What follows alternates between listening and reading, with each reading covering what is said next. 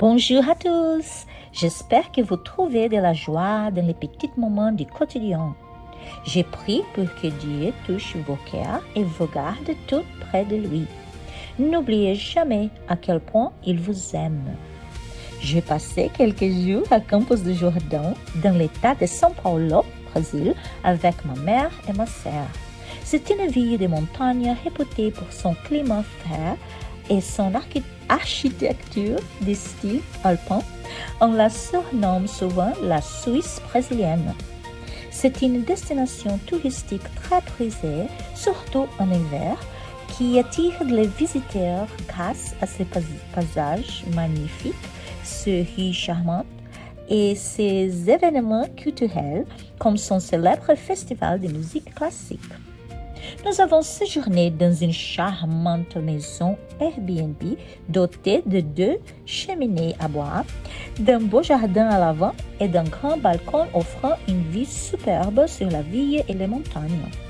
Nous avons beaucoup apprécié les nombreux restaurants et cafés, notamment celui que je recommande vivement, le Sans Souci Café et Cafétéria, ainsi que le Dona Belandira Confeitaria et Café, un établissement élégant, coloré et fleuri. Une visite au Palais Boavista vaut vraiment le détour. Nous avons adoré le café situé juste en face, le Café do Palacio, qui offre une vue fantastique. Le temps était idéal, ensoleillé et légèrement frais, car c'est l'automne là-bas, contrairement au printemps aux États-Unis et en Europe. Nous sommes très reconnaissantes envers Dieu pour ce voyage merveilleux et béni.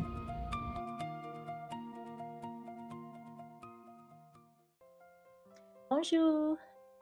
Aujourd'hui, je vais vous parler d'un auteur brésilien célèbre et extraordinaire, Machado de Assis, et de la manière dont son livre, Mémoire posthume de Brás Cubas, fait écho au vers de l'Épître aux Galates qui déclare « Ne vous y trompez pas, on ne se moque pas de Dieu. Ce qu'un homme aura sémé, il les moissonnera aussi. Celui qui sème pour sa propre chair moissonnera de la chair la corruption. Mais celui qui sème pour l'esprit moissonnera de l'esprit la vie éternelle. » Mémoire posthume de Brás Cubas est raconté par Brás Cubas, un riche Brésilien qui narre l'histoire de sa vie après sa mort, revenant avec esprit et ironie sur ses ambitions, ses amours, ses succès et ses échecs. En jetant un regard en arrière, il révèle une existence marquée par la vanité, l'intérêt personnel et les occasions manquées, mettant à nu tant ses propres défauts que l'hypocrisie de la société qui l'entoure. Dans ses romans, le narrateur révèle nonchalamment ses propres faillites morales sans en saisir pleinement la laideur. Le lecteur perçoit progressivement le vide qui s'y dissimule sur l'esprit et l'intelligence. L'une des répliques les plus célèbres de ces romans est la suivante. « Je n'ai point d'enfant. Je n'ai transmis à aucune créature l'héritage de notre misère. » Cette phrase reflète avec force la vacuité de la vie de Brás Cubas.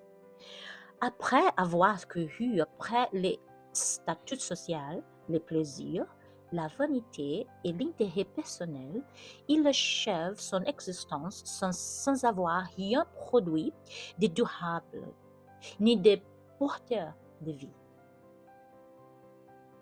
Les croyants méditent sur les réalités métaphysiques, comprenant que notre véritable identité ne se limite pas au corps physique. De ce fait, nous ne pouvons être pleinement satisfaits par ce qui ne nourrit que les moi matériels. Nous sommes plus que de la matière. Nous sommes créés pour la transcendance, pour la beauté, pour l'éternité.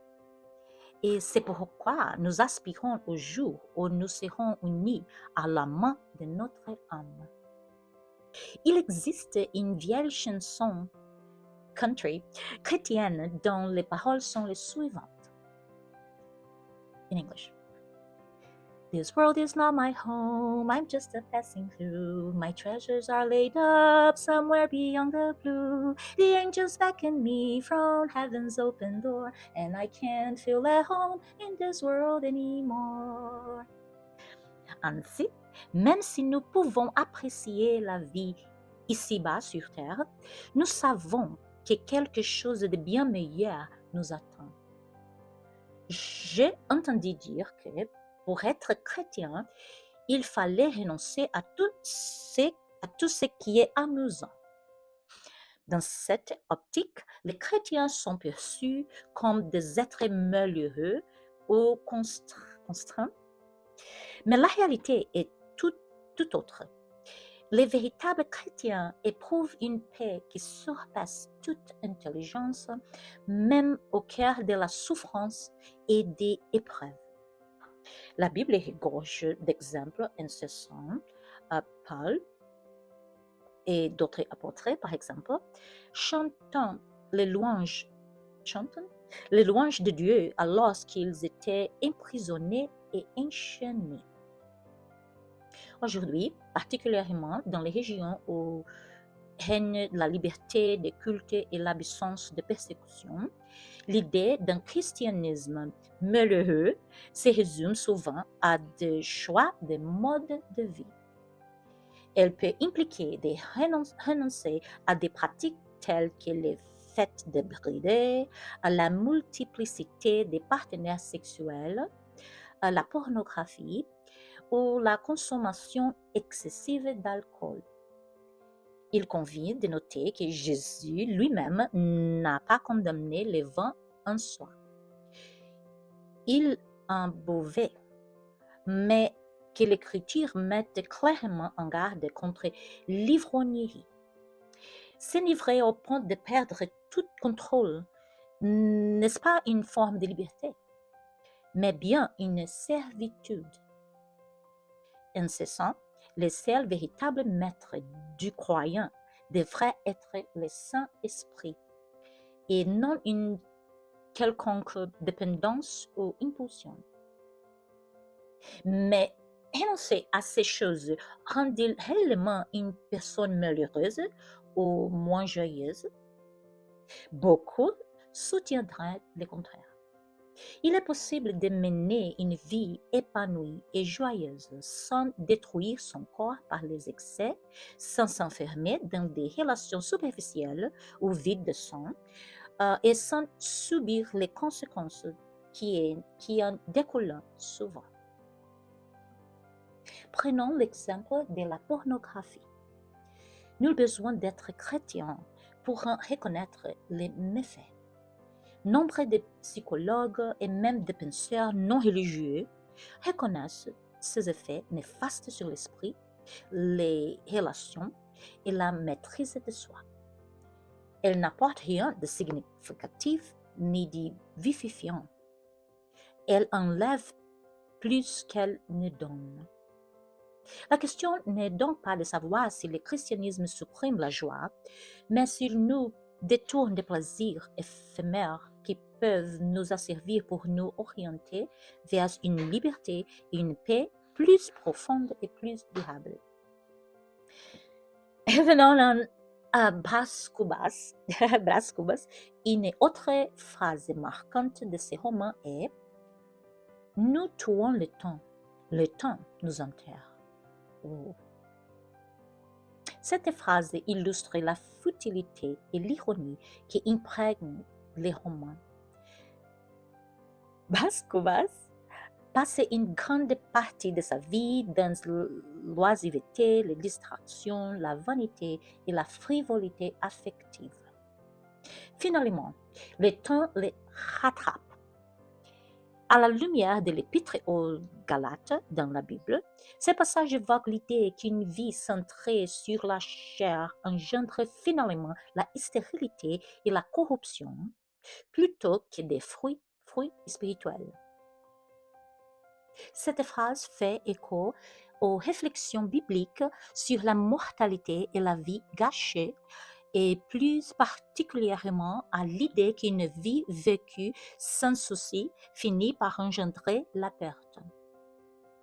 Je terminerai par le début du roman, la célèbre dédicace au ver. Au ver qui, les premiers, rongea les froides chairs de mon cadavre, je dédie, en guise de souvenir nostalgique, ces mémoires posthumes. Telles sont les premières lignes. Les romans, c'est un fait notoire, ne s'ouvrent ni sur l'espoir, ni sur la transcendance, mais sur la décomposition et la mort. Machado de Assis place d'emblée la vanité humaine sous l'ombre de la mortalité. Et cette sombre ironie fait écho au contraste établi dans l'Épître aux Galates entre la corruption de la chair et la vie éternelle par l'esprit. Paz Cubas raconte son histoire d'outre-tombe. Toutefois, loin d'exprimer des regrets ou un désir de rédemption, il porte sur sa vie un regard empreint d'ironie et de cynisme. Au lieu de reconnaître qu'il aurait dû vivre différemment, son récit est dominé par la vide et la désillusion. Ne soyons donc pas comme Paz Cubas. Soyons plutôt attentifs à la manière dont nous passons nos journées, à ce que nous faisons de notre bref passage sur Terre et à la nécessité d'entretenir une relation avec Jésus, car nous devons être réconciliés avec Dieu avant de mourir. Après la mort, nous ne nous contenterons pas de jeter un regard en arrière pour méditer sur notre vie, avant de nous endormir paisiblement. Une telle vision n'est pas conforme aux Écritures. L'enfer existe. Et voici la description qu'en donne Jésus parmi d'autres passages. Tandis que les fils du royaume seront jetés dans les ténèbres du dehors, là où il y aura les pleurs et des grincements de dents. Et encore, là où leur ver ne meurt point et où le feu ne s'éteint point. Selon les Écritures, l'enfer n'est pas préservé aux seules personnes que nous jugeons particulièrement maléfiques, mais à tous ceux qui demeurent séparés de Dieu par les péchés. Mais la bonne nouvelle est la suivante. Jésus ne s'est pas contenté de nous mettre en garde contre l'enfer. Il nous a également montré à quel point il nous aime et avec quelle ardeur il désire nous en sauver. C'est précisément la raison pour laquelle il est venu. Si l'enfer n'était pas une réalité, et si nous pouvions accéder au ciel simplement en étant des personnes raisonnablement bonnes, pourquoi Jésus aurait-il quitté les cieux pour mourir sur la croix pour nos péchés? Béni soit le Seigneur Jésus-Christ, notre Rédempteur et ami.